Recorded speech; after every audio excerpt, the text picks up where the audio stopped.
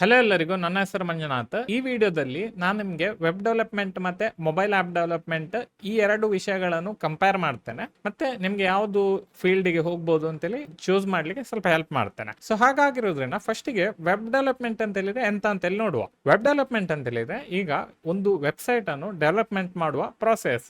So ಈಗ YouTube ಇದೊಂದು website, ನೀವೀಗ ಯೂಟ್ಯೂಬ್ ವೆಬ್ಸೈಟ್ ಅಲ್ಲಿ ನೋಡೋದಾದ್ರೆ, ಸೊ ಈ ವೆಬ್ಸೈಟ್ ಅಲ್ಲಿ ನಿಮ್ಗೆ ಎಂತೆಲ್ಲ ಕಾಣ್ತಾ ಉಂಟು, ಇಲ್ಲಿ ವಿಡಿಯೋಸ್ಗಳು ಅಪ್ಲೋಡ್ ಆಗ್ತಾ ಉಂಟು, ವಿಡಿಯೋಸ್ಗಳು ವ್ಯೂ ಮಾಡ್ತಿದ್ದೀರಿ, ಲೈಕ್ ಕೊಡ್ತಿದ್ದೀರಿ, ಸಬ್ಸ್ಕ್ರೈಬ್ ಮಾಡ್ತಿದ್ದೀರಿ, ಕಮೆಂಟ್ ಕೊಡ್ತಿದ್ದೀರಿ, ಲಾಗಿನ್ ಆಗ್ತಿದ್ದೀರಿ, ಲಾಗ್ಔಟ್ ಮಾಡ್ತಿದ್ದೀರಿ, ಹಿಸ್ಟ್ರಿ ನೋಡ್ತಿದ್ದೀರಿ, ಮತ್ತೆ ಇಂಥ ಹಲವಾರು ರೀತಿಯ ಫೀಚರ್ಸ್ ಗಳು ಯೂಟ್ಯೂಬ್ ಅಲ್ಲಿ ಅವೈಲೇಬಲ್ ಇದೆ. ಸೊ ಈ ಎಲ್ಲ ಫೀಚರ್ಸ್ ಗಳನ್ನು ಡೆವಲಪ್ ಮಾಡುದುಂಟಲ್ಲ, ಇದು ವೆಬ್ ಡೆವಲಪ್ಮೆಂಟ್ ಅಲ್ಲಿ ಬರ್ತದೆ. ವೇರಾಸ್ ಮೊಬೈಲ್ ಆಪ್ ಡೆವಲಪ್ಮೆಂಟ್ ಅಲ್ಲಿ ಎಂತ ಬರ್ತದೆ ಅಂತ ಹೇಳಿದ್ರೆ, ಈಗ ನಿಮ್ಮ ಮೊಬೈಲಿಗೆ ಈ ಎಲ್ಲ ಫೀಚರ್ಸ್ ಗಳನ್ನು ಇಂಪ್ಲಿಮೆಂಟ್ ಮಾಡಿ ಮೊಬೈಲಿಗೆ ತಕ್ಕ ಒಂದು ಅಪ್ಲಿಕೇಶನ್ ಅನ್ನು ಕ್ರಿಯೇಟ್ ಮಾಡ್ಲಿಕ್ಕೆ ಮೊಬೈಲ್ ಅಪ್ಲಿಕೇಶನ್ ಅಂತೇಳಿ ಹೇಳುದು. ಡಿಫ್ರೆನ್ಸ್ ಎಂತ ಅಂತ ಹೇಳಿದ್ರೆ, ಈಗ ನಿಮ್ಮ ಈ ಯೂಟ್ಯೂಬ್ ನಿಮ್ಮ ಮೊಬೈಲ್ ಆಪ್ ಅಲ್ಲಿ ಈಗ ಕ್ರೋಮ್ ಬ್ರೌಸರ್ ಅಥವಾ ಫೈರ್ ಫಾಕ್ಸ್ ಗೆ ನೀವು ಹೋದ ತಕ್ಷಣ youtube.com ಗೆ ಹೋದ್ರೆ ಸೇಮ್ ವೆಬ್ಸೈಟ್ ಲೋಡ್ ಆಗ್ತಿಲ್ವಾ? ಅಫ್ಕೋರ್ಸ್ ಆಗ್ತಾ ಉಂಟು. ಬಟ್ ಮೊಬೈಲ್ ಆಪ್ಗೆ ಡಿಫ್ರೆನ್ಸ್ ಅಂತ ಹೇಳಿದ್ರೆ, ಮೊಬೈಲ್ ಆಪ್ ಒಂದು ಆ ಆಂಡ್ರಾಯ್ಡ್ ಪ್ಲಾಟ್ಫಾರ್ಮ್ ಅಥವಾ ನಿಮ್ಮ iOS ಪ್ಲಾಟ್ಫಾರ್ಮ್ ಅಲ್ಲಿ ನಿಮ್ಮ ಮೊಬೈಲಿಗೆ ಹೊಂದಿಕೊಂಡು ನೇಟಿವ್ ಆಗಿ ಸಪೋರ್ಟ್ ಆಗ್ತದೆ. ನಿಮ್ಗೆ ಬೆಸ್ಟ್ ಎಕ್ಸಾಂಪಲ್ ಎಂತ ಅಂತ ಹೇಳಿದ್ರೆ, ನೀವು ಈಗ ಯೂಟ್ಯೂಬ್ ಮೊಬೈಲ್ಗೆ ಹೋದ ತಕ್ಷಣ ನಿಮ್ಗೆ ಅಲ್ಲಿ ಪ್ಲೇಯರ್ ಸ್ವಲ್ಪ ಚಂದ ಮಾಡಿ ಕಾಣ್ತಾ ಉಂಟು. ನೀವು ಪ್ಲೇಯರ್ ಗೆ ಒಂದು ಫುಲ್ ಸ್ಕ್ರೀನ್ ಗೆ ಮಾಡುವಾಗ ಅದೊಂದು ಚಂದ ಮಾಡಿ ಒಂದು ಅನಿಮೇಷನ್ ಆಗ್ತಾ ಉಂಟಲ್ಲ, ಅದೆಲ್ಲ ಒಳ್ಳೆ ರೀತಿ ಮೊಬೈಲ್ ಆಪ್ ಅಲ್ಲೇ ಆಗ್ತದೆ. ವ್ಯಾರಾಸ್ ಬ್ರೌಸರ್ ಅಲ್ಲಿ ಉಂಟಲ್ಲ, ಇಷ್ಟು ಒಳ್ಳೆ ಅನಿಮೇಷನ್ ನಿಮಗೆ ಕ್ರಿಯೇಟ್ ಮಾಡ್ಲಿಕ್ಕೆ ಆಗುದಿಲ್ಲ. ಎಂತಕ್ಕಂತ ಹೇಳಿದ್ರೆ ಅದೊಂದು ಬೇರೆ ಅಪ್ಲಿಕೇಶನ್ ಅಲ್ಲಿ ರನ್ ಆಗುದು. ಈಗ ಬ್ರೌಸರ್ ಉಂಟಲ್ಲ, ಆಂಡ್ರಾಯ್ಡ್ ಅಥವಾ ಐಫೋನ್ ಅಲ್ಲಿ ಒಂದು ಸೆಪರೇಟ್ ಅಪ್ಲಿಕೇಶನ್ ಆಗಿ ರನ್ ಆಗ್ತಿರೋದು, ಅದರ ಒಳಗೆ ಯೂಟ್ಯೂಬ್ ಓಪನ್ ಆಗ್ತಿರೋದು. ಸೊ ಅದರಿಂದ ಅಲ್ಲಿ ಅಷ್ಟು ಒಳ್ಳೆ ಆಪ್ಟಿಮೈಸೇಷನ್ ಮಾಡ್ಲಿಕ್ಕೆ ಆಗುದಿಲ್ಲ. ಸೊ ಈ ಮೊಬೈಲ್ ಆಪ್ ಉಂಟಲ್ಲ, ಒಂದು ಒಳ್ಳೆ ರೀತಿಯ ಫ್ರಂಟ್ ಎಂಡ್. ಈಗ ನಿಮ್ಗೆ ಅರ್ಥ ಆಗ್ಬಹುದು ನಾನು ಎಂತ ಹೇಳಲಿಕ್ಕೆ ಟ್ರೈ ಮಾಡ್ತಿದ್ದೇನೆ ಅಂತ.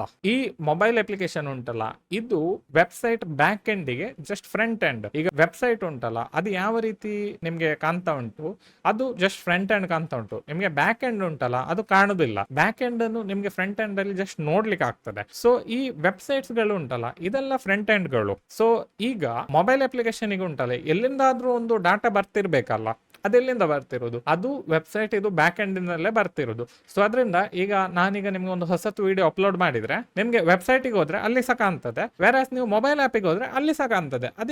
ಎಂತಕ್ಕಂತ ಹೇಳಿದ್ರೆ, ನಾನು ಅಪ್ಲೋಡ್ ಮಾಡಿದ್ದು ಯೂಟ್ಯೂಬ್ ಅವರ ವೆಬ್ಸೈಟ್ ಇದು ಬ್ಯಾಕ್ ಎಂಡ್ ಗೆ. ಆ ಬ್ಯಾಕ್ ಎಂಡ್ ಗೆ ಅಪ್ಲೋಡ್ ಮಾಡಿದ ತಕ್ಷಣ ಅದು ಫ್ರಂಟ್ ಎಂಡ್ ಗೆ ಕಾಣ್ಲಿಕ್ಕೆ ಸ್ಟಾರ್ಟ್ ಆಗ್ತದೆ. ಈ ವೆಬ್ಸೈಟ್ ಉಂಟಲ್ಲ, ಇದು ಸಹ ಫ್ರಂಟ್ ಎಂಡ್. ಈ ಮೊಬೈಲ್ ಆಪ್ ಉಂಟಲ್ಲ, ಅದು ಸಹ ಫ್ರಂಟ್ ಎಂಡ್. ಡಿಫ್ರೆನ್ಸ್ ಎಂತ ಅಂತ ಹೇಳಿದ್ರೆ, ವೆಬ್ಸೈಟ್ ನಿಮ್ಮ ಬ್ರೌಸರ್ ಅಲ್ಲಿ ರನ್ ಆಗ್ತಿರೋದು, ವೇರಾಸ್ ಮೊಬೈಲ್ ಅಪ್ಲಿಕೇಶನ್ ಉಂಟಲ್ಲ, ಅದು ಒಂದು ಮೊಬೈಲ್ ಇದು ನೇಟಿವ್ ಅಪ್ಲಿಕೇಶನ್ ಆಗಿ ರನ್ ಆಗ್ತಿರೋದು. ಹಾಗಾಗಿರೋದ್ರಿಂದ ನೀವೀಗ ಮೊಬೈಲ್ ಅಪ್ಲಿಕೇಶನ್ ಡೆವಲಪರ್ ಆಗ್ಬೇಕು ಅಂತ ನಿಮ್ಗೆ ಇಂಟ್ರೆಸ್ಟ್ ಇದ್ರೆ, ನೀವು ಫಸ್ಟ್ ಗೆ ವೆಬ್ ಡೆವಲಪ್ಮೆಂಟ್ ಅನ್ನು ಕರೆಕ್ಟ್ ಆಗಿ ಕಲಿಬೇಕು. ಎಂತಕ್ಕಂತ ಹೇಳಿದ್ರೆ, ಅದೊಂದು ರೀತಿಯ ಫ್ರಂಟ್ ಎಂಡ್ ಆಗಿರೋದ್ರಿಂದ ನೀವು ಫಸ್ಟ್ ಗೆ ಯಾವ ರೀತಿ ವೆಬ್ಸೈಟ್ ಅನ್ನು ಬಿಲ್ಡ್ ಮಾಡುದು, ಅದರ ಫ್ರಂಟ್ ಎಂಡ್ ಅನ್ನು ಯಾವ ರೀತಿ ಕೋಡ್ ಮಾಡುದು, ಅದನ್ನು ನೀವು ಕರೆಕ್ಟ್ ಆಗಿ ಕಲಿಬೇಕು. ಮತ್ತೆ ಆಪ್ಷನಲ್ ಎಂತ ಅಂತ ಹೇಳಿದ್ರೆ, ನಿಮ್ಗೆ ಬ್ಯಾಕ್ ಎಂಡ್ ಬೇಕಿದ್ರೆ ಬ್ಯಾಕ್ ಎಂಡ್ ಕಲಿಬಹುದು. ಬ್ಯಾಕ್ ಎಂಡ್ ಕಲ್ತ್ರೆ ನಿಮ್ಗೆ ಒಳ್ಳೆ ರೀತಿಯ ಸ್ಯಾಲರಿ ಮತ್ತೆ ಒಳ್ಳೆ ಆಪರ್ಚುನಿಟಿಗಳು ಅವೈಲೇಬಲ್ ಆಗ್ತದೆ. ಅದು ಒಂದ್ಸರಿ ನೀವು ಕರೆಕ್ಟ್ ಆಗಿ ಕಲ್ತಾದ ನಂತರ ಒಂದಾದ್ರೆ ವೆಬ್ ಡೆವಲಪ್ಮೆಂಟ್ ಫೀಲ್ಡ್ ಗೆ ಹೋಗಬಹುದು. ಇಲ್ಲದಿದ್ರೆ ನಿಮ್ಗೆ ಇಂಟ್ರೆಸ್ಟ್ ಇಲ್ಲ ಅಂತ ಹೇಳಿದ್ರೆ ನೀವು ಮೊಬೈಲ್ ಅಪ್ಲಿಕೇಶನ್ ಡೆವಲಪ್ಮೆಂಟ್ ಫೀಲ್ಡ್ ಗೆ ಸಹ ಹೋಗಬಹುದು. ಅಲ್ಲಿ ಸಹ ಮಾಡುದಷ್ಟೇ, ನೀವು ಫ್ರಂಟ್ ಎಂಡ್ ಅನ್ನು ಬಿಲ್ಡ್ ಮಾಡುದು ಮೊಬೈಲ್ ಅಪ್ಲಿಕೇಶನ್ ಗೆ, ಮತ್ತೆ ಅದನ್ನು ಬ್ಯಾಕ್ ಎಂಡ್ ಗೆ ಕನೆಕ್ಟ್ ಮಾಡುದು. ಬ್ಯಾಕ್ ಎಂಡ್ ಆಲ್ರೆಡಿ ಬಿಲ್ಡ್ ಆಗಿರ್ತದೆ